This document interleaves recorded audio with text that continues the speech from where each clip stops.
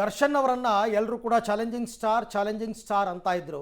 ಈಗ ಅವ್ರನ್ನ killing star ಅಂತ ಕರೀತಾ ಇದ್ದಾರೆ. ಅಂದರೆ ಕಿಲ್ಲಿಂಗ್ ಸ್ಟಾರ್ ಅಂತಲೇ ಕುಖ್ಯಾತಿ ಪಡ್ಕೊಂಡಿರ್ತಕ್ಕಂಥ ದರ್ಶನ್ ಅವರ ಮೇಲೆ ಇರ್ತಕ್ಕಂಥ ಆರೋಪಗಳು ಒಂದೆರಡಲ್ಲ. 2011ರಿಂದಲೂ ಕೂಡ ಅವ್ರ ಮೇಲೆ ಕೇಸಸ್ ಇದೆ.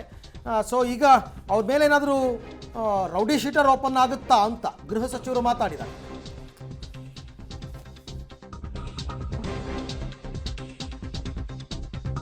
2012ರಿಂದ ಪದೇ ಪದೇ ದರ್ಶನ್ ಕಿಡಿಗೇಡಿ ಕೃತ್ಯಗಳು ನಡೀತಾನೆ ಇದೆ. ದರ್ಶನ್ ಮೇಲೆ ರೌಡಿ ಶೀಟ್ ಏನಾದರೂ ಓಪನ್ ಆಗುತ್ತಾ, ಈ ಪ್ರಕರಣದ ಬಗ್ಗೆ ಗೃಹ ಸಚಿವ ಪರಮೇಶ್ವರ್ ಏನಾದರೂ ಸುಳಿವು ಕೊಟ್ರ ಅಂತ ಮಾತಾಡಿದ್ದಾರೆ. ಮೆಸೇಜ್ ಮಾಡಿದರೆ ಕಾನೂನು ಕ್ರಮ ಕೈಗೊಳ್ಳಬಹುದಿತ್ತು. ದರ್ಶನ್ದು ಇದೇ ಮೊದಲನೇ ಪ್ರಕರಣ ಏನಲ್ಲ ಅಂತ ಹೇಳಿದ್ದಾರೆ. ಭಾಗಿಯಾಗಿದ್ದಾರೆ ಅಂತ ಹೇಳಿ ಅವರನ್ನು ಕರ್ಕೊಂಡು ಬಂದಿದ್ದಾರೆ, ಅರೆಸ್ಟ್ ಮಾಡಿದ್ದಾರೆ. ಅವರು ಈಗ ತನಿಖೆ ಮಾಡ್ತಿದ್ದಾರೆ.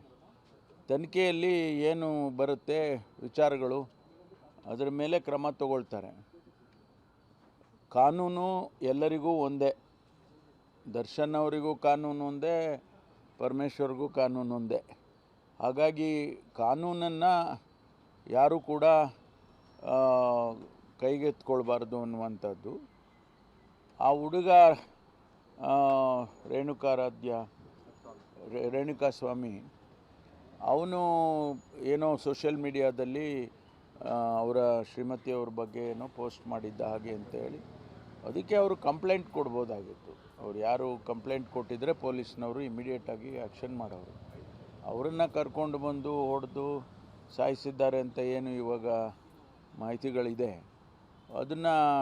ಅದು ಅವಾಯ್ಡ್ ಮಾಡೋಕ್ಕೆ ಸಾಧ್ಯ ಇತ್ತು. ಆದರೆ ಇದು ನಡೆದು ಹೋಗಿದೆ ಘಟನೆ, ಅವನ ಪ್ರಾಣ ಹೋಗಿದೆ. ಈಗ ಯಾರು ಏನು ಮಾಡೋದಕ್ಕಾಗೋದಿಲ್ಲ. ಆದರೆ ಕಾನೂನಿನ ಪ್ರಕಾರ ಏನು ಕ್ರಮ ತಗೋಬೇಕೋ ಅದನ್ನು ಪೊಲೀಸ್ ಇಲಾಖೆ ತಗೊಳುತ್ತೆ.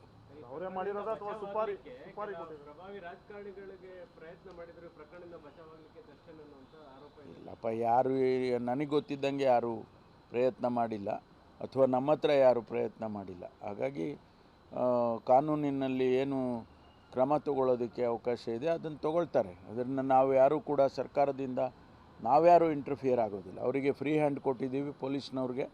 ಅವ್ರ ಕಾನೂನು ಪ್ರಕಾರ ಏನು ಕ್ರಮ ತಗೋಬೇಕೋ ತಗೊಳ್ತಾರೆ. ಸರ್, ರೇಣುಕಾಸ್ವಾಮಿ ಕುಟುಂಬದ ಪರವಾಗಿ ಸರ್ಕಾರ ಯಾವ ರೀತಿ ನಿಲ್ಲುತ್ತೆ ಅಂತ ಸರ್? ಅದೇ ಈಗ ನೋಡಬೇಕು. ನಾನು ಇವತ್ತು ಮುಖ್ಯಮಂತ್ರಿಗಳ ಜೊತೆಯಲ್ಲಿ ಮಾತಾಡ್ತೇನೆ. ಅವ್ರ ಮನೆಯವರಿಗೆ, ಕುಟುಂಬ ವರ್ಗದವ್ರಿಗೆ ಏನು ಮಾಡಬೇಕು ಏನು ಅಂತೇಳಿ ಚರ್ಚೆ. ಓಕೆ, ಒಂದು ರೀತಿ ಅದೇ ರೀತಿ ರೌಡಿ ಶೀಟರ್ ಓಪನ್ ಆಗಿಬಿಟ್ರೆ ನನ್ನ ಪ್ರಕಾರ ಸ್ಯಾಂಡಲ್ವುಡ್ನಲ್ಲಿ ಈ ಥರ ಒಬ್ಬ ಸ್ಟಾರ್ ನಟನ ಮೇಲೆ ರೌಡಿ ಶೀಟರ್ ತೆಗೆದಿರ್ತಕ್ಕಂಥದ್ದು ಇತಿಹಾಸದಲ್ಲಿದೆ ಮೊದಲು ಅಂತ ಆಗ್ಬಿಡುತ್ತೆ. ಆ ರೀತಿ ಆಗುತ್ತಾ ನೋಡೋಣ.